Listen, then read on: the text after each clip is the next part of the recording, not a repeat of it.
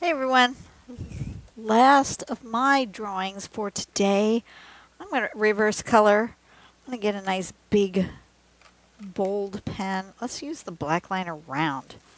It's got like a big felt tip type marker. See what that does. I did chose this one because it looks fun. For no other reason than it looks fun. You know what I really want to do? I'll do it last because I want to get my hands all in it. I really want to do a big black border around the edge. But I think I'll do that last. I'm going to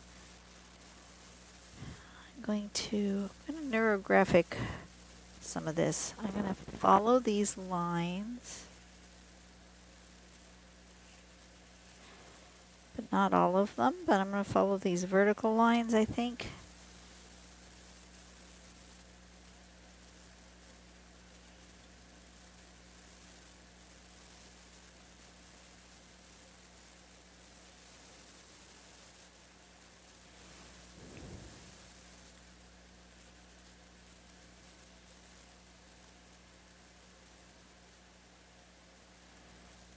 Something like this. I'm not sure what exactly I'm going to do. I'm just going to follow my heart here.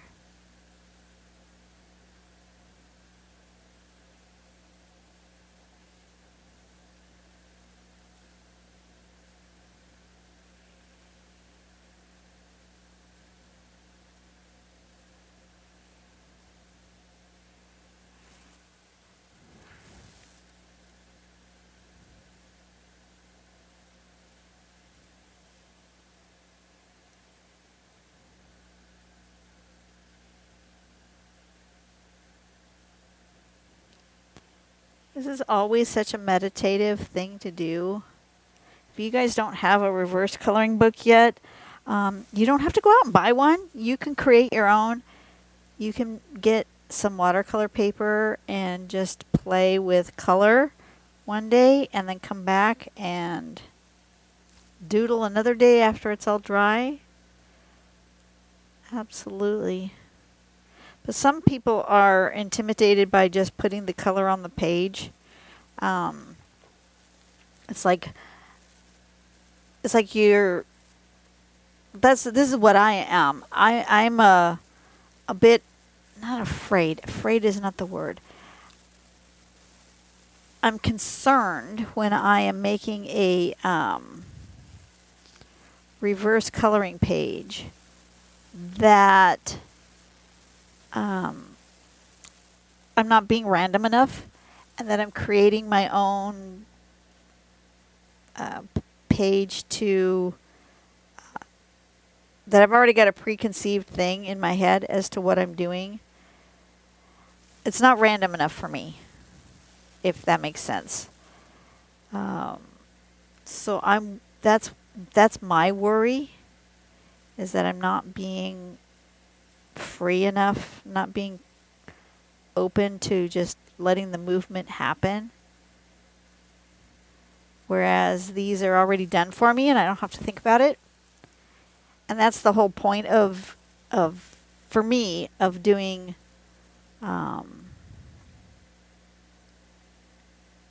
these kinds of things, is that it is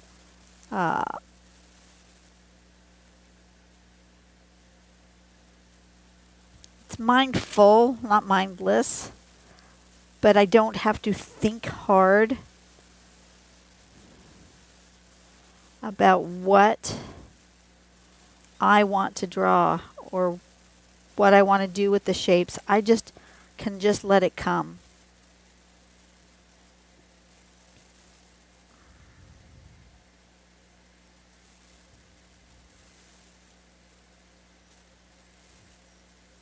I could just kind of let the shapes decide how they want to live on a page.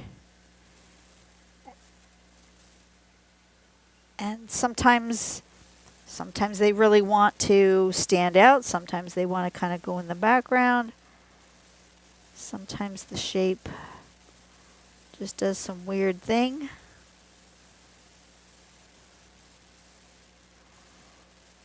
And sometimes it becomes something and sometimes it doesn't. Today it's not becoming a something.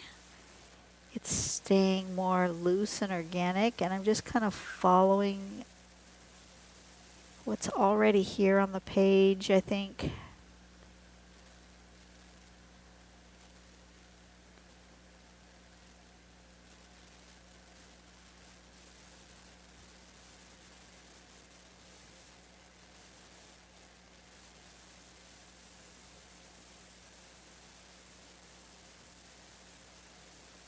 And how am I deciding that the purple is the thing that's standing out front? I don't know.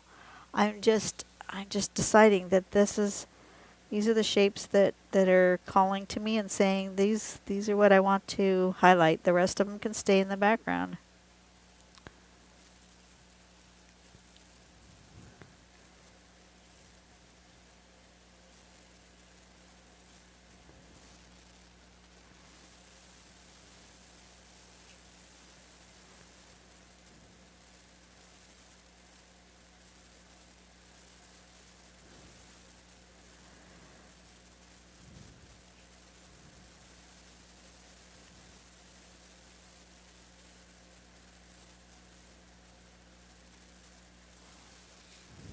And this just, I don't know.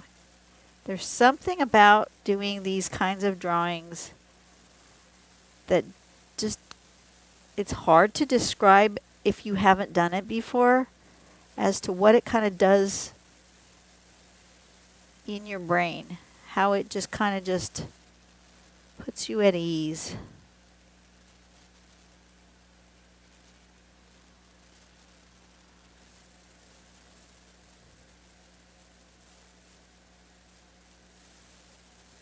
You'll notice I'm not worrying about edges really a lot. I'm just kind of letting it flow.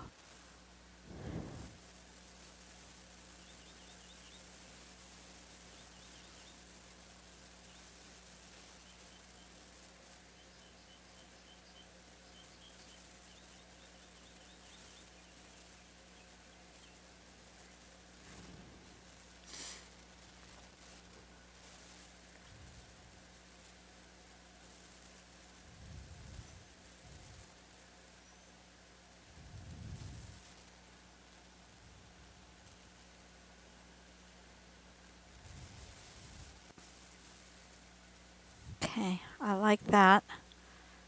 I like that so far, and I think I'm just going to then just kind of round these edges. That's all I'm going to do. I'm going to neurographic this.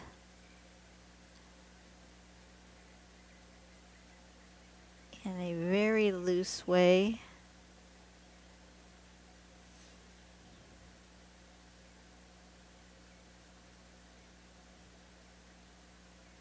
If you guys have never been on my channel before, you don't know what neurographic art is, it's basically taking these kind of random squiggles and then anywhere where there is an intersection, you just kind of round it.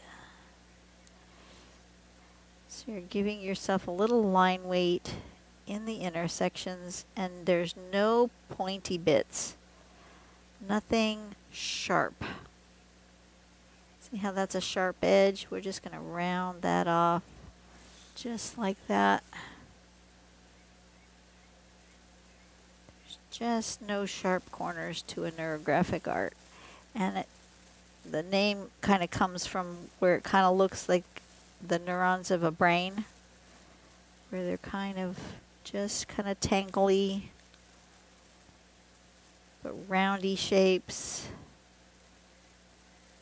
There's something about the roundy shapes that make your brain just be happy.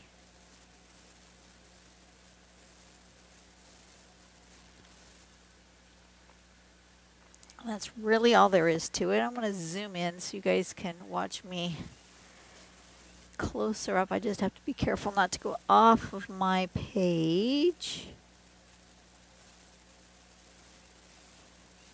And I've got a lot of intersections to do, so this might take me a while. If I was not doing it on camera, I would go really slow and just take my time with it. But since I'm on camera, I am mindful that you guys are watching.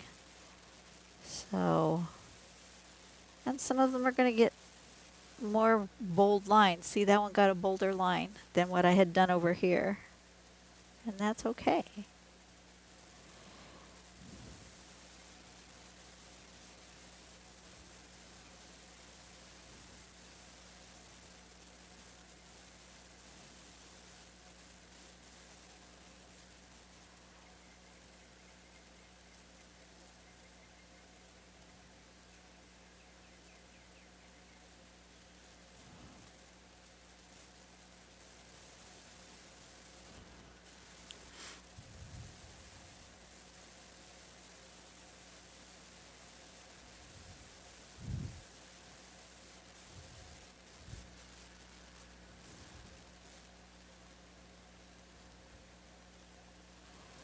But there's just something so soothing about this process. You can really get into a meditative state. You can choose to use it as prayer time. I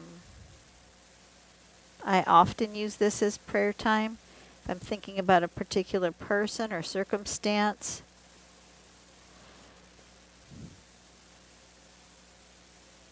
I will use this time to talk to God.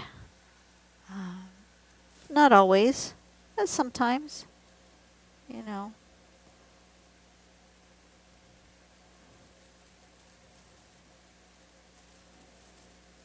And I will consciously tell myself, loosen your shoulders, loosen the grip on your pen, take a deep breath, slow down, tell your brain it's okay to stop worrying about whatever it is you're worrying about.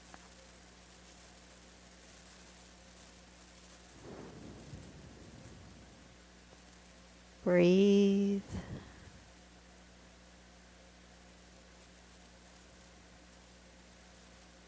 Feel whatever it is that you need to feel at the moment. Sometimes there are feelings here that you need to feel, but you need to feel them in a safe space.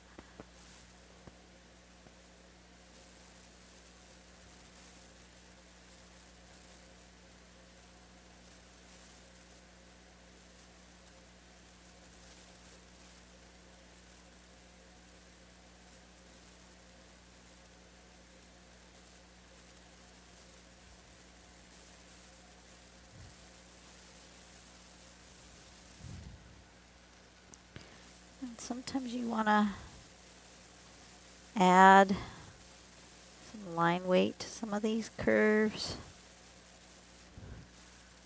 that didn't really need to have a join to be thickened up, but I just wanted an extra bit of pen there. Just because.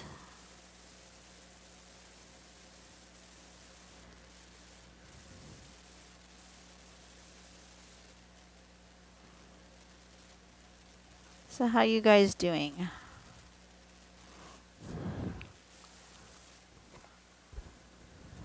I do have a thing I need to work on for myself, for my husband, for our travels, and I've been putting it off. And maybe that's something I need to think about while I'm doing this meditative work, that I really need to motivate myself to do the thing that I really have been putting off. There's no good reason to be putting it off. It's not hard or difficult or stressful. It's just like, I don't feel like doing that today. You ever get to those days where you go, I just don't feel like doing that? And then you don't, and then you never get back around to doing it? That's kind of what this task is that I need to do. It's not hard. It just needs to be done. Is it urgent? No. I have like months to get it accomplished. And I think that's part of my problem. I think part of me says, well, you have months to get this accomplished. You don't have to do it today. You can do something else today. And my procrastination brain says, oh, goody, I don't have to do that today. But I really need to be organized brain is telling me something different. It's telling me, no, you really need to get your butt in gear and do the thing. Because it'll take you 15, 20 minutes. It's not a hard task. And I will feel better once I'm more organized in this manner. And I know I will feel better. And yet, I'm procrastinating. So what's that all about? Tell me about your procrastination journey. What parts of things do you procrastinate about, and why? When I'm at work, I will always do the hardest thing first. I will always do the hardest thing first. And that is because I know that if I leave the hard thing for last, I won't ever get it done. You know?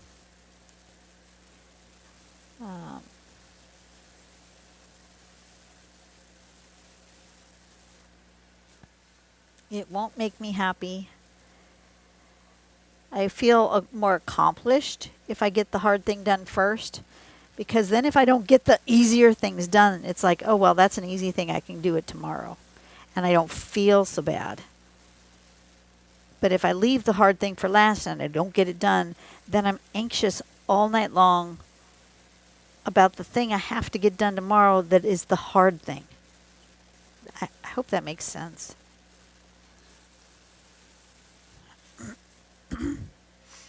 But I don't know why in my personal life I don't do that same thing. I don't do the hard thing first. I put it off. I think maybe part of it is in my personal life I'm kind of hoping that somebody else accomplishes the thing first. Because sometimes that happens. The thing that I'm putting off, somebody else will have done the thing. Like for example, for travel, it's this next trip we're going to have is going to be my 2 sisters-in-law, my 2 brothers-in-law, myself, and my husband. In other words, my husband's siblings and their spouses, right? And we're trying to make decisions on where we want as a group to stay in hotels. And one of my sisters-in-law is very group planning oriented. And I thought, oh good, she's just going to take care of everything. I don't have to worry about it. And yet, for this particular trip, she's taking great care of us for the cruise portion. But we're kind of behind the 8 ball on the land portion of our adventures. It's like, okay, well, so then we just kind of just bit the bullet and just did it. And I was like, well, I hope that we made a good choice because she didn't chime in on the planning thing of this particular part. Like, I'm going to need a tissue under my hand. I'm getting a black marker smudge because, see, look what's happening. I don't want to smudge it all over my page. I've already got a little spot there that I see. And we're going to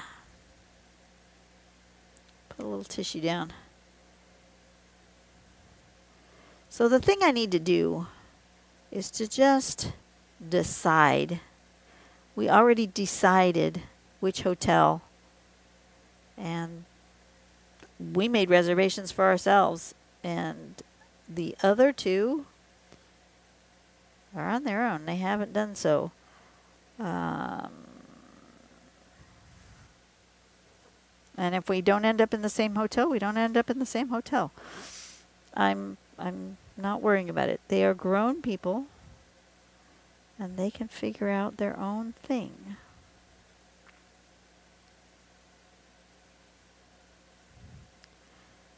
And like, they may decide that they want to travel on different days than we decided to travel.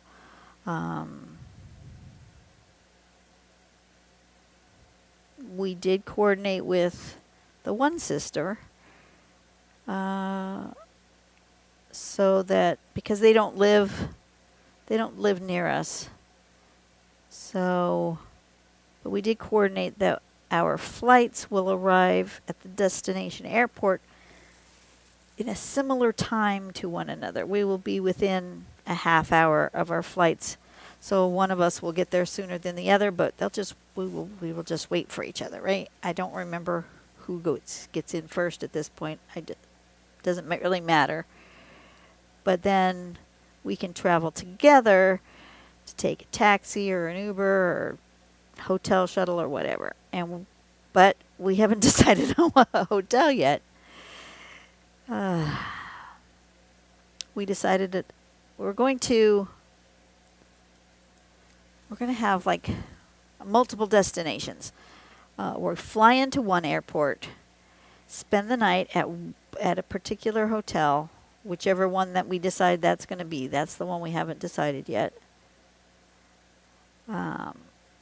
Then we're going to take the ferry across from Seattle to Victoria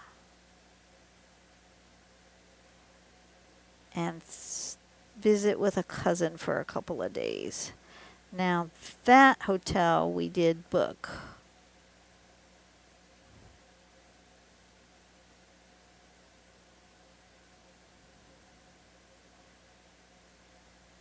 And then we have to take the ferry across after our visit. We're going to take the ferry across to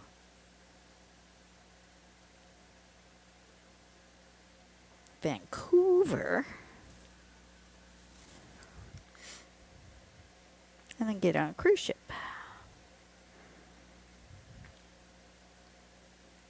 So we've done our flights. I don't know if the others have done flights.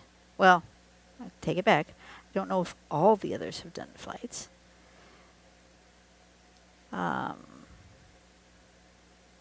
We've done our flights. We've done one hotel, but we haven't done the other hotel yet.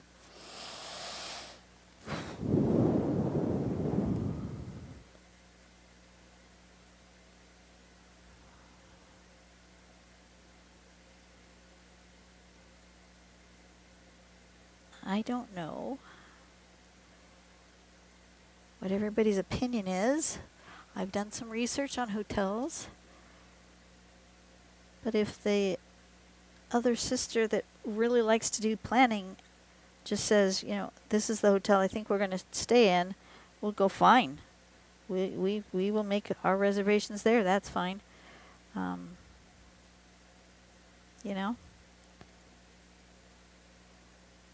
Someone just needs to take the reins. In our planning group, when we don't travel with this other sister, I end up being the one that does the research and makes the choices. So I think that's part of where my anxiety is coming from, is that I'm not making those choices, at least not all of them, or that the choices aren't being made in in the time period that I like to have choices made, I think they like to travel a little more, I don't want to say unplanned. That's not accurate. They're okay with a little more last minute plans than I am. I am one of those anxious travelers that likes to know what we're doing. Like I'm already looking at hotels and excursions and everything for the trip we don't have planned for another whole year.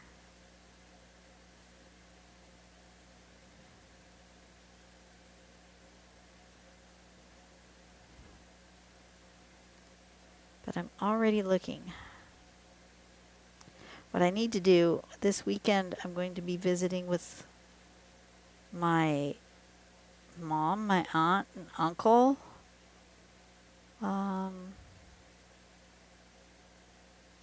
And next year, that trip is going to be to the UK. And I need to get with my mother and my aunt. They both done a lot of genealogy research. And when we were there, I need to know what parts of the UK that we might be visiting. Where are things that I should visit and go to that would coordinate with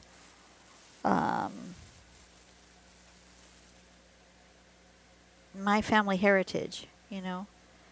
Is there somewhere that while I'm in Edinburgh, for example, I know part of our heritage is Scottish. Is there anywhere in Edinburgh that is important to our family history?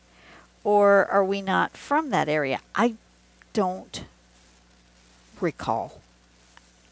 Really don't recall. It's got a pointy bit. I don't want that pointy bit. We're going to round that off.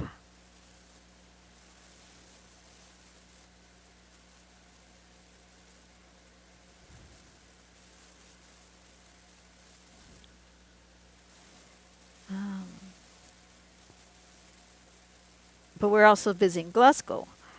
Are we closer? Is our family closer to that area of Scotland? I don't know. Inverness? Going there too. It's a busy. It was supposed to be a 12-day cruise with 3 sea days. Now it's a 12-day cruise with 2 sea days. Or is it a 16-day cruise with... I don't remember. It's a big, long cruise with not very many sea days. Now we're down to 2 sea days for this whole big visit. I don't know. That's going to be crazy. All right. I want to make... Do I want to make a black border? No. I was going to make a black border, but now I don't think I want to. Do you want to round that a little bit? No, I'm going to make it just a straight border, huh? I was going to make like the whole outside of it going to be really black.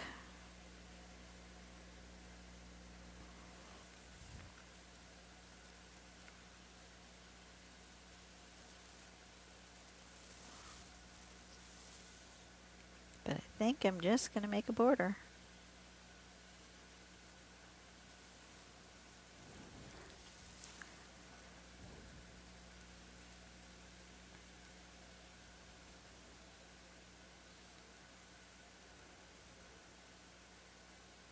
Like that. All right, I like it. See, I could chit chat with you guys. I could have fun. I don't remember which direction I started. Which way does it want to live? It wants to live, I don't know, maybe this way. Maybe that way. All right. You guys have a blessed day. My battery is blinking at me, so it's time to be done. You guys have a blessed day. Go out and do something nice for someone today. Make the world a better place one person at a time. I will see you on the next video. I just really enjoyed this. This was a very enjoyable process, and I saw one that needs to be fixed, and I feel less anxious about my trip now that I've talked to you guys about it.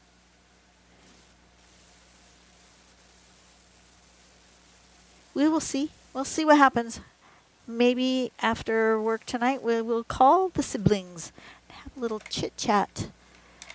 Because I know our trip isn't for, well, the other trip isn't for like a year. This trip isn't for another 2 months.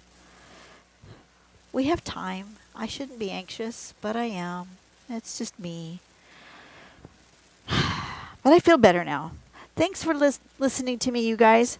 I will see you guys on the next video. Go out and do something nice for someone today. Make the world a better place, one person at a time, one anxiety at a time. We can get through this. We have the tools to get through our anxieties, don't we? And I will see you guys later. Bye-bye.